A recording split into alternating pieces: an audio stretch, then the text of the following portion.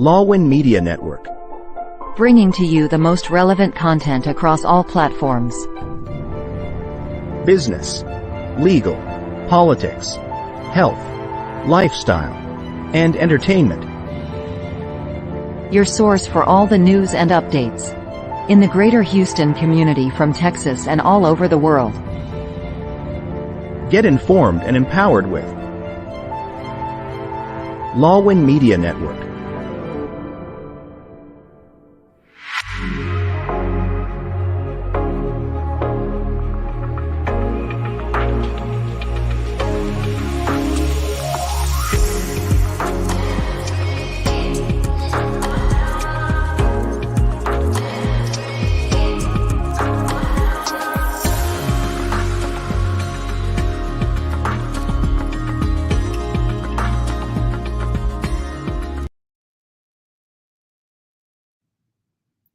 Hello, everyone. Welcome back to our podcast, Beyond Health and Wellness Empowering Conversations with Dr. Rich. I'm your host for today. It is season 2, and we're launching this season today for the first time. This is episode 1.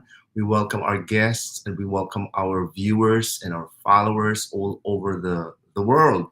We have a lot of followers in the Philippines, from Manila all the way to Mindanao, in Texas, particularly in Houston, in the East Coast and in the West Coast. We even have followers in Dubai, in Qatar, Oman, and down here in Singapore.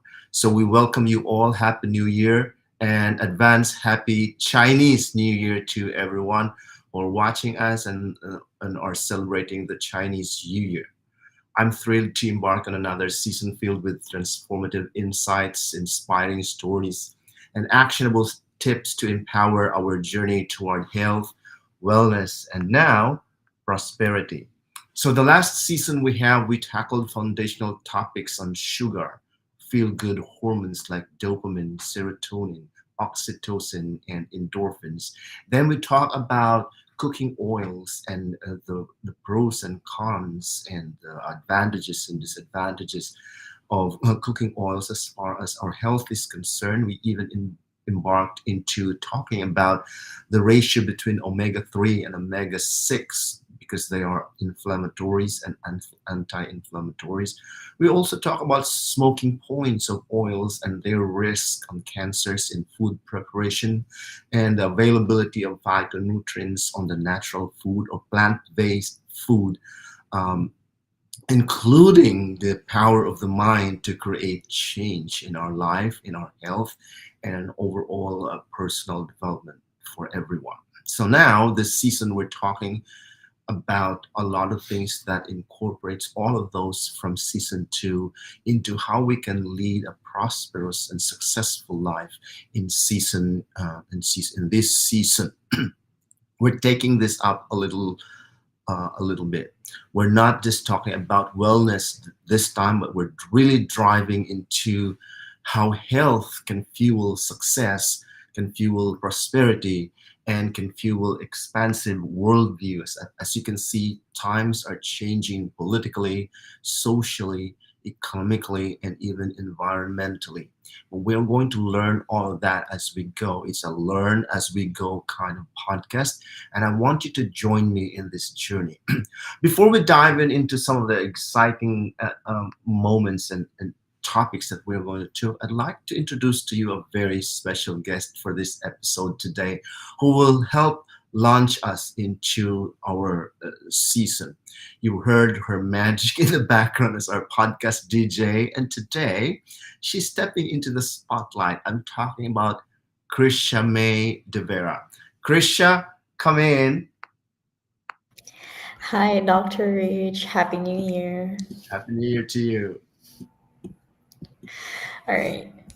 So, first and foremost, Dr. Rich, thank you for inviting me on the screen. It's really surreal to be here in the hot seat, but you know, you know me, I've always loved being behind the scenes, but this is an amazing opportunity for me to connect directly to our viewers Yes. or to our audience and reflect on the journey that we've taken together, especially during season 1. Yes, thank you, Krisha, for being here and for joining me in launching this first episode of our season two. And so, you've been an integral part of making this podcast come to life. And people don't know you, and it's time that they know you, right? They match the face and the things that's going on around the podcast. And sometimes we have technological glitches and all kinds of things that you're fixing without announcing to people.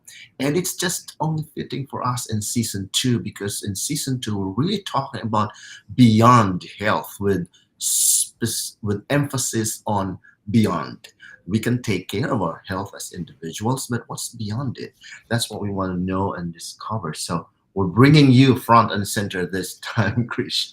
Now, before we dive into leveling up in our podcast on the topics that we talk about, could you please share a bit about what's been like behind the scenes, and what did you think or feel about the discussions that you've been hearing about our podcast every episodes that we did? Tell us about it. Of course. Now, working on the podcast has been transformative for me personally. So, topics like sugar, just like what you mentioned from the previous season, also the omega 3s, also made me rethink about my pantry or my food intake.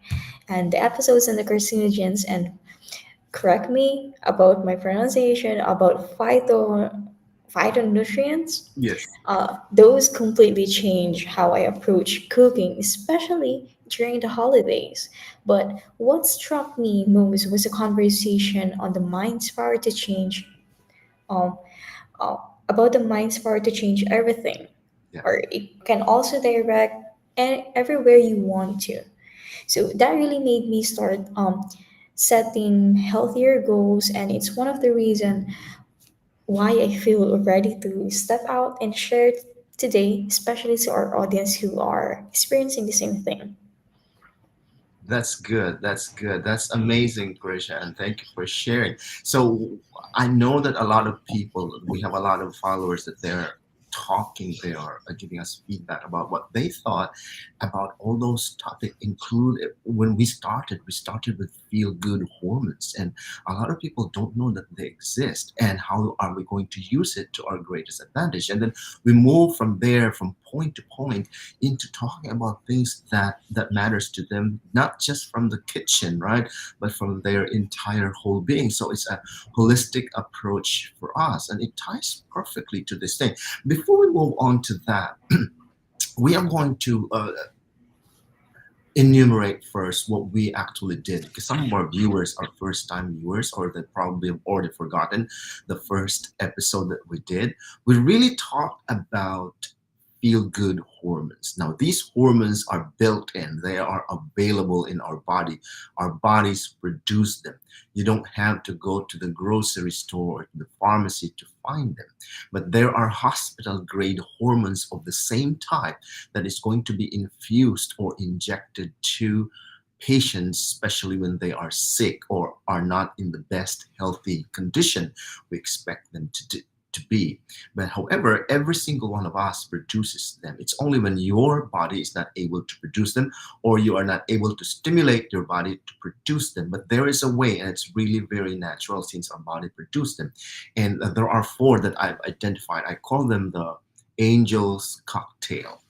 The angel's cocktail starts with the dopamine, right? Dopamine is where we feel really good.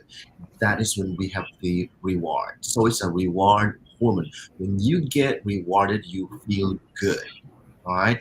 And so how do you get rewarded? You get the appreciation when you say, "Oh, good morning today. You look so good today. You look beautiful." You are producing, when you hear that, you feel good, you are producing the dopamine hormone in your body. And the person that's saying that also produces the feel good hormone. Let's say you help somebody in the street, you give some money. When you give that money, you feel good, right? You feel good that you were able to give money. You are producing the feel good hormone, and the money that was being received, or the person that received the money, also feels good. So both of them are benefited by the hormone we call the dopamine. right? So that's how we manipulate it. When we want to increase the level of dopamine in our body, just do something good, recognize people, appreciate them, and admire them, and you will have them. The other one I was going to talk about, the dopamine level increase that we have that we can do, is when we communicate with people, right? We communicate a lot, we talk and we share things, especially in our profession. When we do that, we actually share. Now, this is a kind of like a secret, right, that doctors use. When you see a patient, so the patients come because they have chief complaints. That's what we're looking for. What is the chief complaints? And there are other variety of other complaints that's related to the chief complaint. And what do you do as a doctor? They're already sick. They feel something bad. So you want to tell them something good. But the way you do that is you ask them questions. When you ask them questions, it suspends their sense of anticipation. When they anticipate, the dopamine builds up. All right. So the dopamine is built up or increased as the sense of anticipation increases. So you tell them story, ask them questions, and they start building their dopamine. For all you know, that's all they need, and they just go out feeling good. Did you not see that one? I think I failed to see that one. But it's nice to know that I'm learning now. Yes, so that's a really good thing. And of course, there are other hormones that we can use, right? One of that is your dopamine, and the other is oxytocin. If you remember your doctor, when you see your doctor will either let you sit down on a chair or they are going to shake hands with you. When they shake hands with you, what's going on?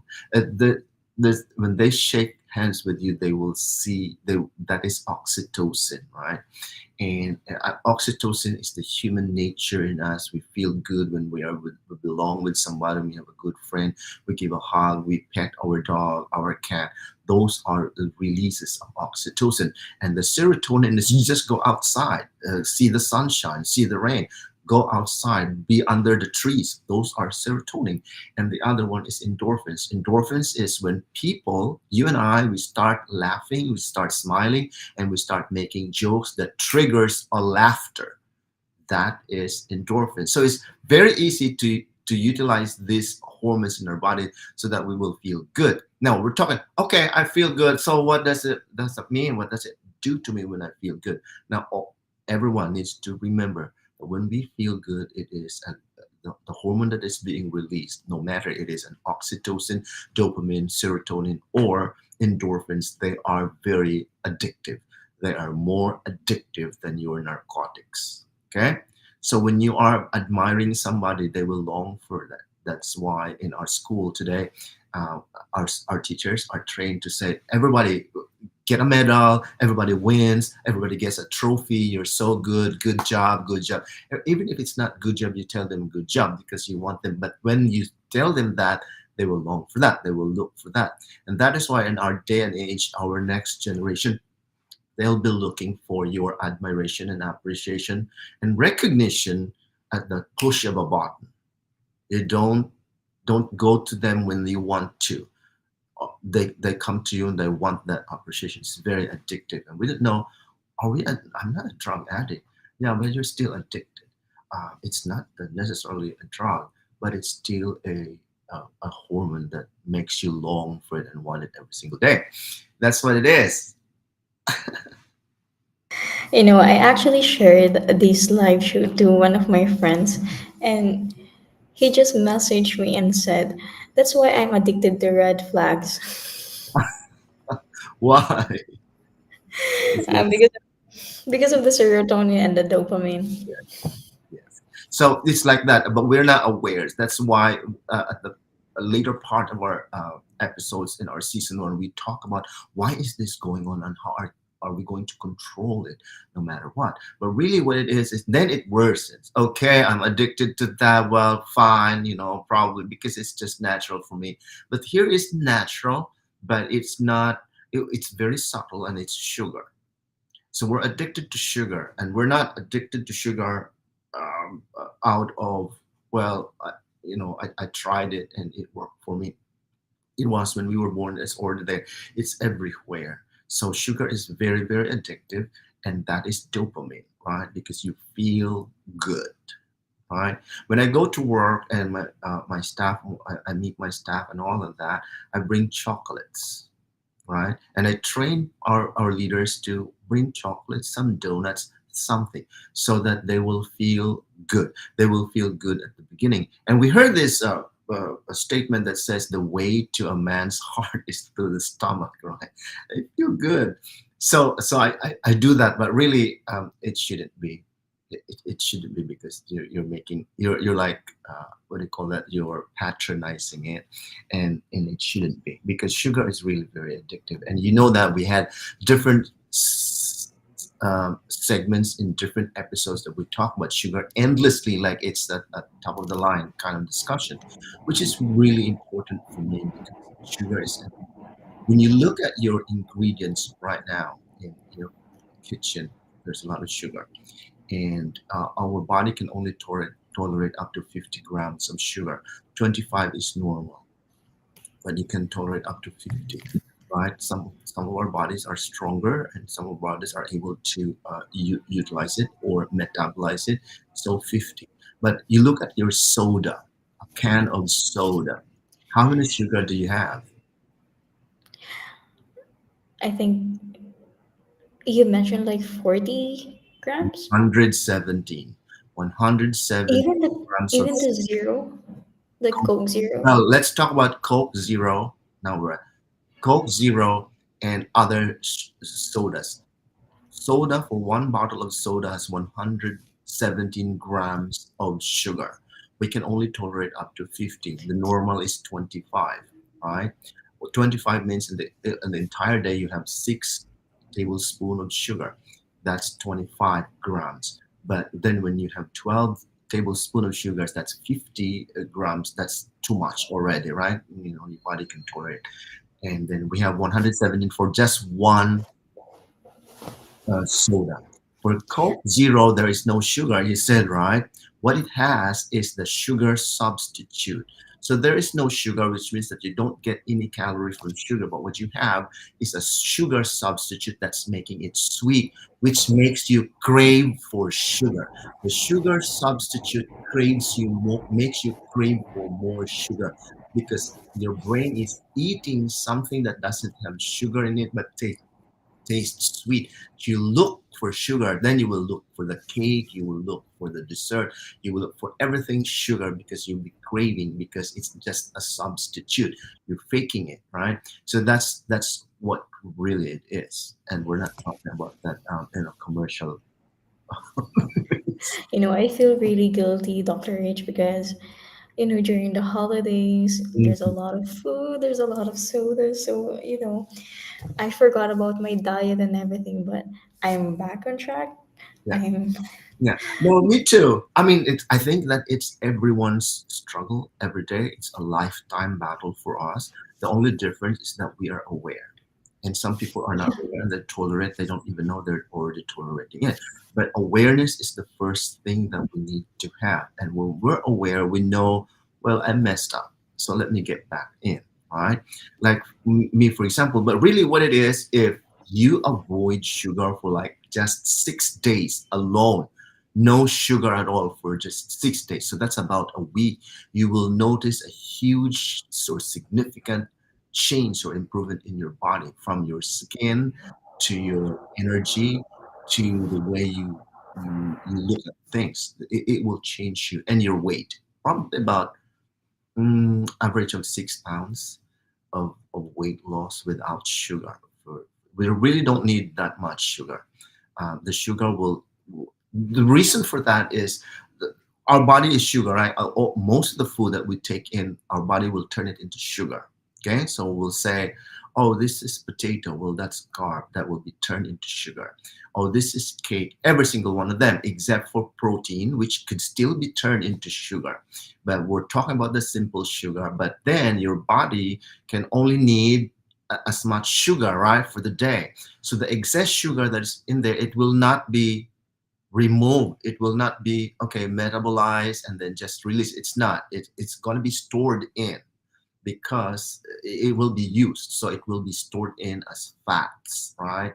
And when you don't have sugar anymore, your body will start using that stored fats. And that is why when you don't have the sugar, the body will utilize the fats that it stored before. But if you keep getting sugar, then it will not use the, the sugar that was stored there. It will use the sugar that you ingest, and that's good for the whole day. Until if it's not, and then there's enough stored sugar in the form of fats, then your insulin will your body will release insulin to get the sugar into your body, to absorb it into the cells. And in excess of that, we don't know where it's going, right? It's just staying there. So your body is really working double time to release more insulin until it cannot anymore. That's when your pancreas will damage itself, so that your body cannot. Then you are already sugar intolerant. Then you have to have insulin. That's why diabetes, you will have insulin injection, because your body cannot uh, catch up with releasing insulin to catch up absorbing the sugar that you have in your body. That's really what you call as the autoimmune disease. It's fighting against itself, right? That's what's happening there. Do you have any friends that's talking about that too? At the moment, none, but I feel like my aunt is going to relate to our topic soon. She is injecting insulin from now and then because she has diabetes Yeah. and it runs in our blood. Oh, yeah. So what you can do, so there are stages of diabetes, so pre-diabetic, high blood sugar, pre-diabetic into diabetes. So before that happens, just remove those sugar. And it really doesn't, but it takes the mind, which we're going to talk. I think we're going to take a break, and then we're going to move into that discussion later on. Okay, we'll be right back. This is Beyond Health and Wellness Conversations with Dr. Rich. Calling all food lovers and aspiring culinary stars. Get ready to turn your kitchen dreams into reality with the Commissary Kitchen, hosted by none other than the adobo queen herself, Nancy Reyes Lumen. From perfecting classic dishes to navigating the commissary business landscape, Nancy's got you covered. Because in her kitchen, every dish tells a story, and every recipe is an opportunity to shine. Join us every Thursday 8 p.m. CST or Friday 10 a.m. PH time, and let's cook up something extraordinary together. Here we're back. This is Beyond Health and Wellness Conversations with Dr. Rich, and our host today is Krisha, trying to stay there and share some of her insights as well. This is a really great day for us because it's the first episode, and this first episode for season 2, and we're still talking about sugar because we just had New Year. Before New Year, we just had Christmas, and there's a lot of things going on. So I think, Krisha, you can tell that in the gym this time is full. People want to go back. Actually, yes. When I went back last, what day is it today? It's Friday. So when I went back, yeah, last Tuesday, the whole gym was packed. Yes, And for someone who has social anxiety, oh, I just opted to just exercise at home. it's true, and it's not isolated in one place, location, or country. I think it's a worldwide phenomenon that people want to go back to their regular health condition after a series of so many mess up as far as their diet and nutrition. But that will take up a lot of will and determination. Mhm, mhm. And then after that, by February, or probably, let's give them a little bit of lax. About April, it will fade away. Most of them fade away. So then a little bit, about 5, or sometimes we can be generous, 10% of those people will stay there until the day. So, and it reflects about the same kind of phenomenon or trend in not only in health, gym, for that, going to the gym, for example, or going to back to their exercise, but also for food and nutrition, and also for success like money, earning money, saving money, or even developing their leadership skills and sustaining what they need to do as far as their goals are concerned. So we're talking about food and sugar, but really it goes beyond that because it's really more holistic, and the same trend is the same thing that you observe everywhere else.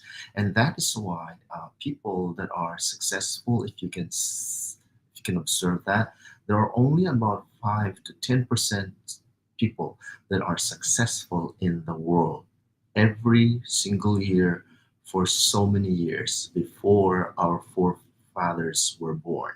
So it's not something that it's just this year or it's just last year. It's been like that. The idea is not to make that percentage bigger. It would be good to make the percentage bigger of people who are successful in things they do. It would be good, but it's really not. The idea is not to make the percentage bigger, but to join the percentage, right? You don't want to stay where you are. You want to stay where it is, and it's a lot of competition to get there.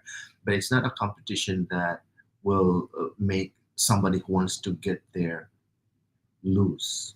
You're not going to lose. You're always going to win because people won't even won't even start. They won't even start. So when you start, you're already winning. Maybe you fail here and there, but who in that level, who in that status hasn't failed? There's so many of them, and I would say all of them failed, uh, but they don't look at the failures. They look at failures as opportunities to progress on. So it's really great. I'd like to share a few things. Uh, in my journey, right, in my profession, so I'd like to practice in a more conducive, more advantageous hospital or work environment for me.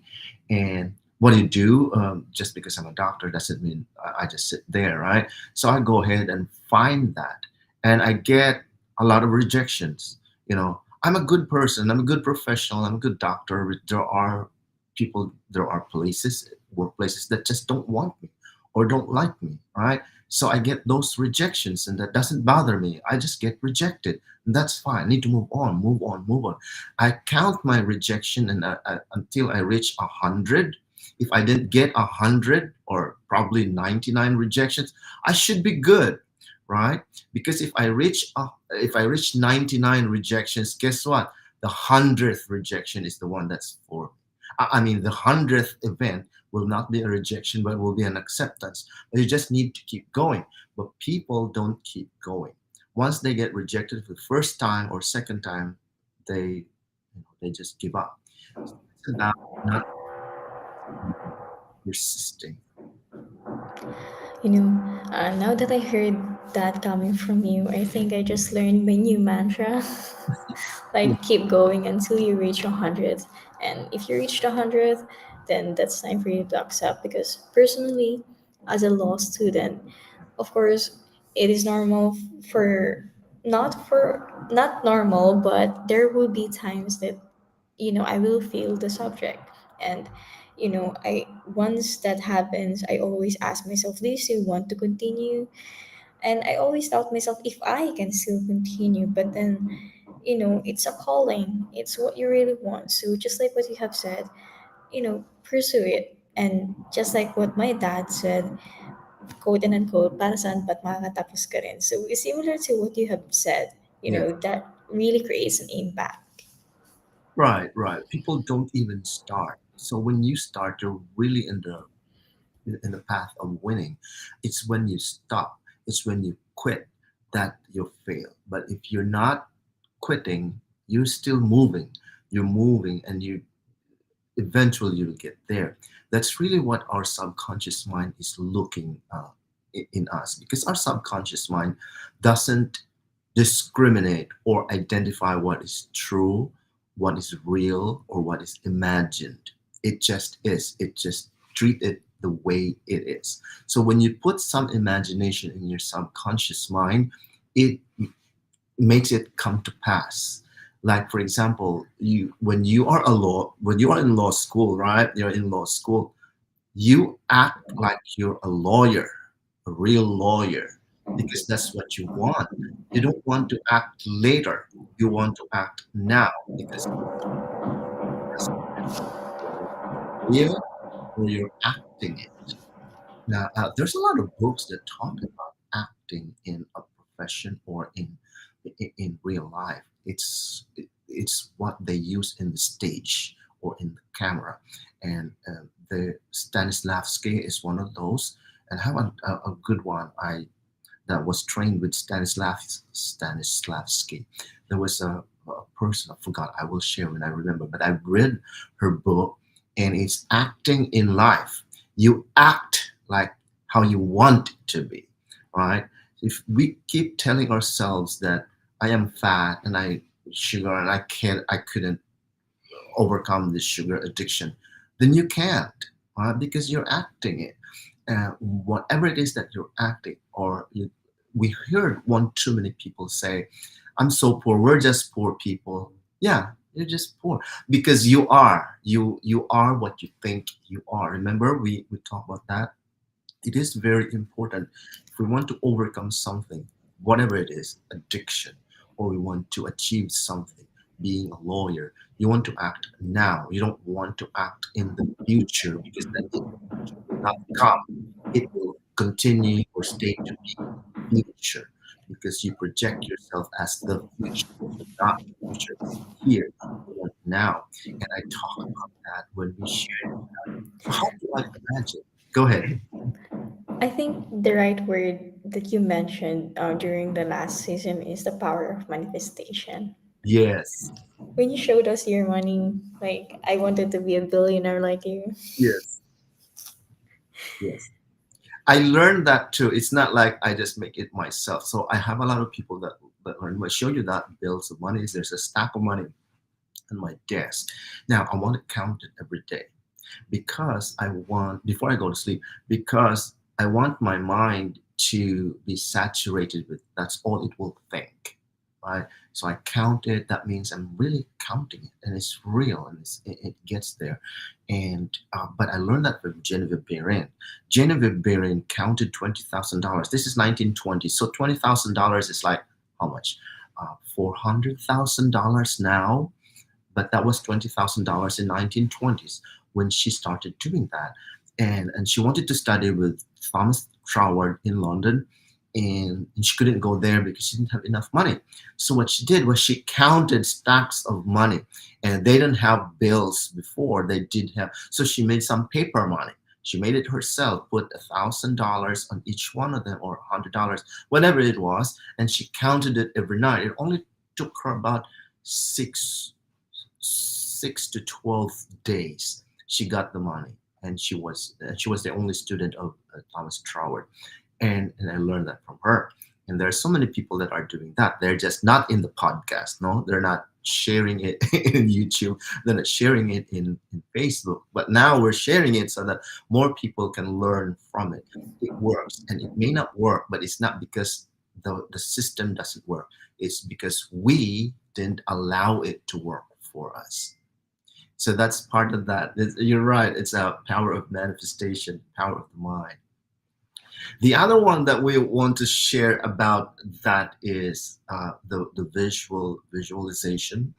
So it's part of the visualization. And I have here the yes, that's the one. We have the stick person. Remember that I told you about there was this little boy that says, "I'm going to draw a face of God," and the older gentleman says, "You can't draw a face of God. No one sees God." And the little child says, "No one sees God, but wait until I finish the drawing." And so she drew the face of God. And it's just a little boy that's trying to capture his own imagination about that. And we're going to do the same thing with the mind. No one has sees the mind. We don't see the mind because there's no structure. It's not a physical organ in the body. The mind is actually movement. Mind is movement. It is a form of something that we want to see, but it's not seen it, but it's there. So here is the illustration of the mind, and I call this the stick person. So in our mind, so let's talk about the brain.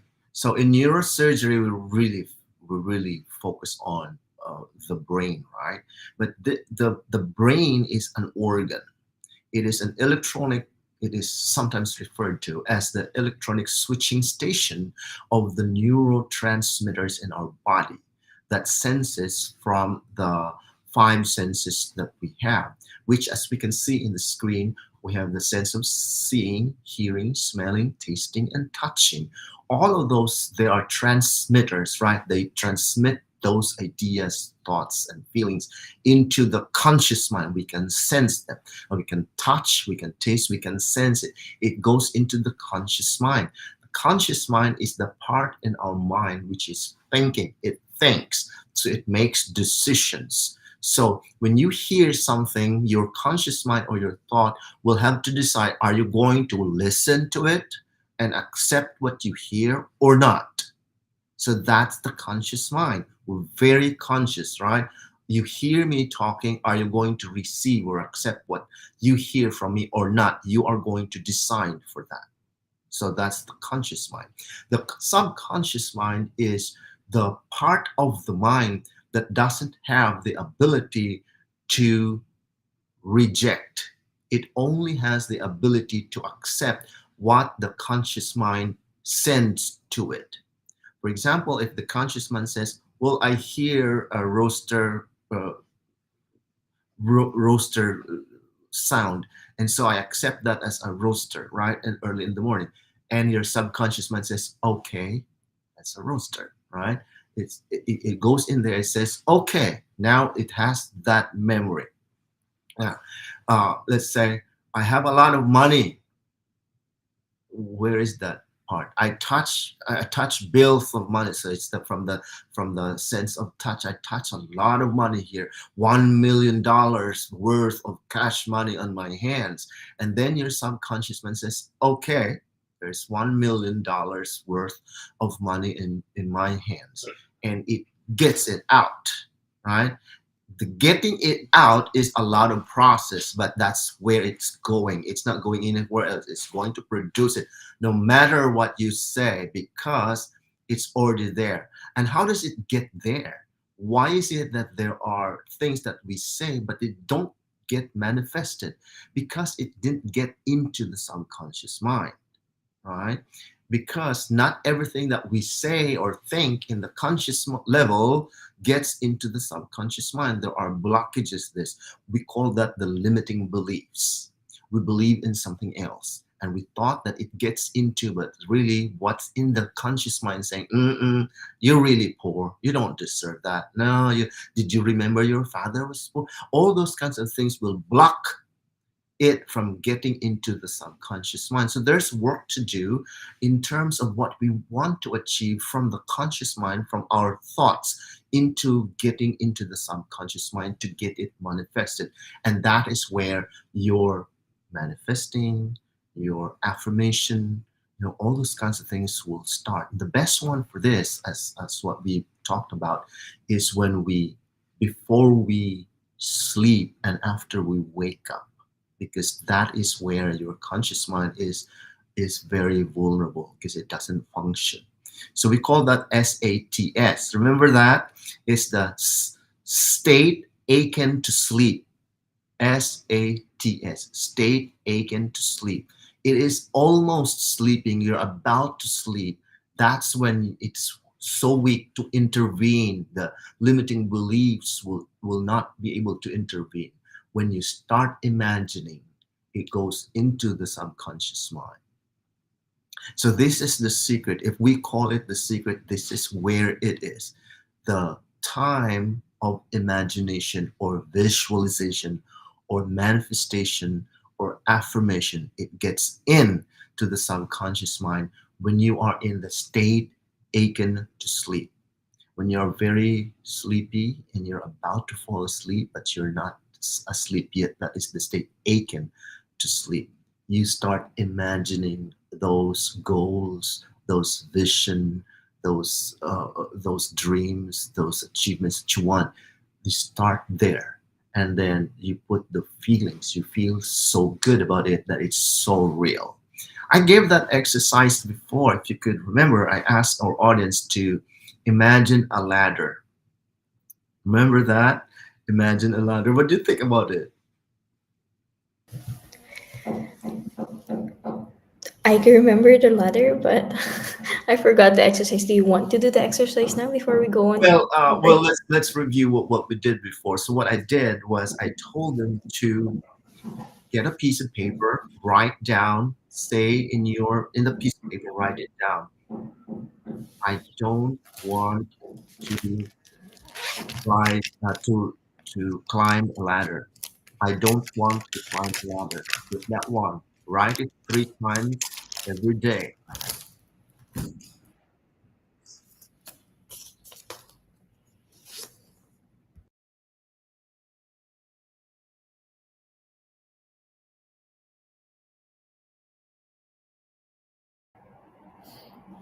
And we're back, and we're going to take a short break. Calling all food lovers and aspiring culinary stars. Get ready to turn your kitchen dreams into reality with the Commissary Kitchen, hosted by none other than the adobo queen herself, Nancy Reyes Lumen. From perfecting classic dishes to navigating the commissary business landscape, Nancy's got you covered.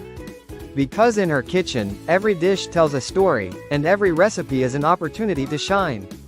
Join us every Thursday 8 p.m. CST or Friday 10 a.m. PH time, and let's cook up something extraordinary together.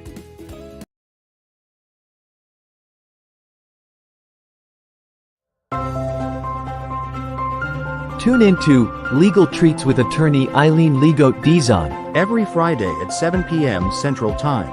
Get your weekly dose of legal knowledge, especially on family matters like divorce, child custody, child support, estate planning, probate and immigration.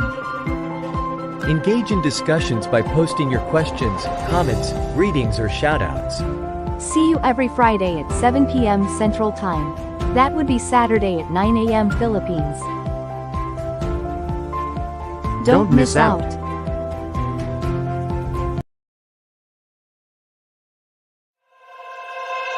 Welcome to Season 4 of Be Bold. Why not? Get ready to make bold changes in your life with MJ Concepcion. Dive deeper into the discussions. Listen to the unstoppable voices of MJ and her guests, the legends and the rising stars.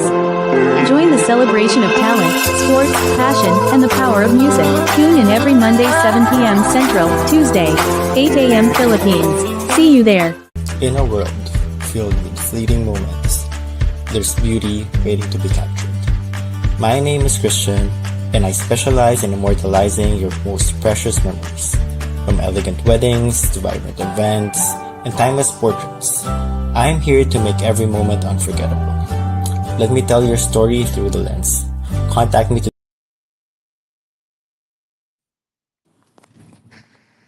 Krisha, are we back? And yes, we're back on the screen. So, while waiting for Dr. Rich to fix his camera, again, we are in season 2 of Beyond Health and Wellness.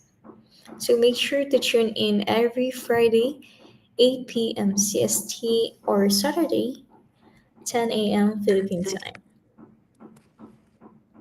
And Dr. Rich is back. I'm right Looking here. good as I'm ever. right here. Sorry about that. Sorry about that. Now they can see my background, right? Um, Yeah. I tried to I tried to make it as good as I could. But anyway,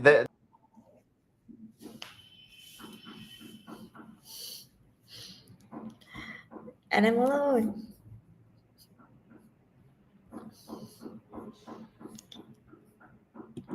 Get ready for an all-new season of Pink Table Talk with Dr. Carly D.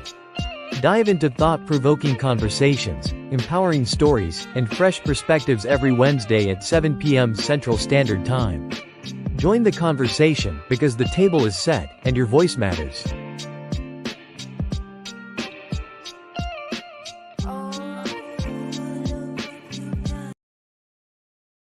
Calling all food lovers and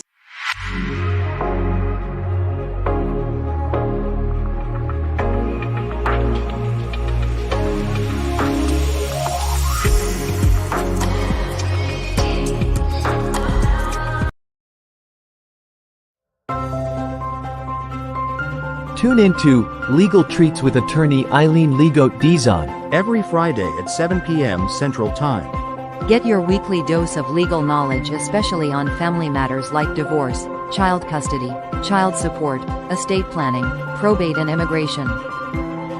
Engage in discussions by posting your questions, comments, greetings or shoutouts. See you every Friday at 7 p.m. Central Time. That would be Saturday at 9 a.m. Philippines. Don't miss out.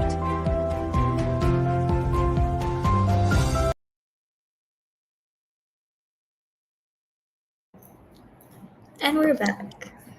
Hi, Dr. Rich. Oh, we're on the same place. Yes, same background. So, yeah, I'm not sure what's going on here, Krisha, because I think it's my connection is not working very well. However, we still continue to move on. We're almost there. Do we still have time? Yeah, we still We have still have 15 time. minutes. Yes. So we're almost there, and we're going because this is our launching sessions, segments, three segments for this particular episode for season two. And remember, this is Empowering Conversations in Beyond Health and Wellness podcast, and we air live every what is that? Every Friday, 8 o'clock p.m. in Houston, Texas, and it's going to be 10 a.m. Saturday. Saturday in Manila, Cebu, Mindanao, and everywhere else. You just figure out what your time is if you're in Dubai, if you're all over the world. However, we're going to also have a replay of this in our platform, but we are live in Lawin. What is that, Krisha? lawinstream.com. Lawin And Stream. this is produced by Lawin Media Network. You can subscribe to us, follow us in all our social media platforms, including Facebook, Twitch, and YouTube. And just in any case you missed this episode, just like what Dr. Rich has said, you can all access this in over 15 podcasts, including Amazon, Google, Apple Store, Spotify, name it. We're there.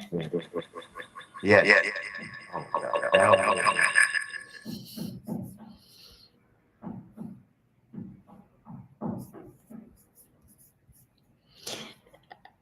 I think Dr. Rich is speaking, but there's something wrong with his microphone, so let's just wait for a bit to fix his technical difficulties.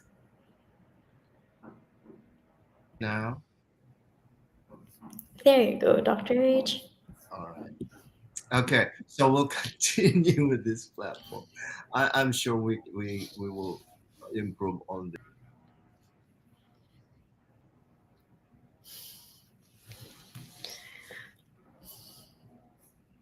there, and we're still here.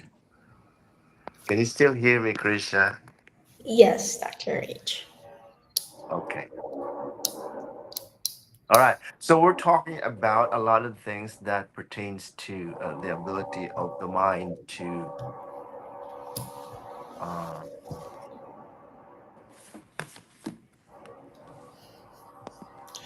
But first and foremost, Dr. Rich, during the holidays, what did you prepare or what did you eat? even the New Year. Yes, I was in Cebu in the New Year, so we attended a New Year's Eve party. The Oh, countdown wow. party. That's what we did, and so it's lots of different food. And as you can tell, I eat a lot, right, in large quantities. So it's a lot of fun until the countdown. So there's non-stop eating until the countdown for the new year. And so it was fun for me to experience that, and I don't experience that a whole lot. But when I do, I try to enjoy as much as I can. So it's really good. How about you, Krisha? Well, as for me personally, as I grow older, I don't think that New Year is something that exciting anymore. But of course, what I really enjoyed is the foods because it's so rare for us to actually cook that lots of food or to eat that Yeah, yeah. lots of food. So that's something I look forward to and really enjoy the most during the holidays. I know, and then it's easy to forget our consciousness about the food that we eat, right? Admittedly, yes. And all of that, it's fun. I wouldn't I wouldn't be so, what do you call that, cautious about like a lot of those things, because like you have to live your life. Life is short and you have to live it and enjoy as much as you can with that awareness. That's why we're only talking about, not about don't do that, don't do this, but we're talking about be mindful. It's mindfulness. When you are eating that, or you're doing that, just be mindful. It's like when you have the opportunity, or the choice to, when you're riding a bus and the bus has windows in it, that you can put your hands outside of the windows of the bus. But what will happen to your arms outside the window is not to your choice, right? You don't have that choice anymore. You relinquish that choice. So if your arms is hit by something outside the box, it's because you chose to put it outside there, right? It is a responsibility as much as it is also a sense of mindfulness. Be mindful of what you're eating. If you're eating this, so now what are you going to do? Because eventually it comes back to you. What we actually have in our lives, whether we see it around us or we experience it, is a reflection of what's going on in the inside. Right? It's nobody's fault. It's our fault, and we have to be responsible for for that. There is what we call as the ladder of personal responsibility, and the one that's at the top of it is the statement, I am responsible. That pyramid, which is the top part, is I am responsible, until you realize that you need to tell that to yourself that you are responsible, then all the other pillars will not work for you. So you'll have to accept that I am responsible. Like we have this cancer patients that, and the cancer, when you have cancer, you didn't have cancer today. We only discovered it today, but the cancer has already been there, right? Let's say we talk about, we eat chicken joy. Do you eat chicken joy, Krisha? That's my favorite. Like, Me too. Yesterday we just I ate 3 pieces of them. So when you eat that, okay, so why do you say it's cancer? So we're not saying that eating chicken joy is cancerous. The way it's being prepared, with the oil that is being used, what in the oil that is used for preparing the chicken joy is what makes it cancerous. And what it is the malondialdehyde, which is the one that preserves the the the way the chicken is cooked into its golden brown status. So it's golden brown. No matter how long it is, it's going to be golden brown, and it doesn't bubble. When you cook your chicken at home, you fry it, your oil will bubble. It doesn't have the terbutaline. So the terbutaline is the ingredient they put in the oil that they reuse every single week. For weeks and weeks, they use the same oil. That's what makes it. When you eat chicken joy, you don't get cancer today. I didn't get cancer today because I ate chicken joy yesterday. It's a long term course. All throughout the years, for many, many times, you keep eating it. Then it accumulates in your body. Then you feel some symptoms. You go see a doctor, and doctor does the biopsy, all kinds of tests, and finally says, after all those tests, we identified that you have this kind of cancer, right? But you didn't have that kind of cancer that day. It was days and days before. It accumulated. It's called the compound effect. It's a compound. It's the same thing that happens when you have money. When you have money, a peso, 5 pesos, 10 pesos, you put them together, and every day you put the same thing. At the end of the year, you have that so much money, right? But when you invest that, it's even more when it gets to that point. But you don't get rich because you have 10 pesos today, right? It's compounding effect. It's the same thing with habits. So remember that our habits are very, very difficult to overcome or remove, because it forms the paradigm. The paradigm is a group or an accumulation of habits that we learn until we were 7 years old. So from the beginning when we were born up to 7 years old, all of those things that we learned during that time forms the paradigm when we grow up.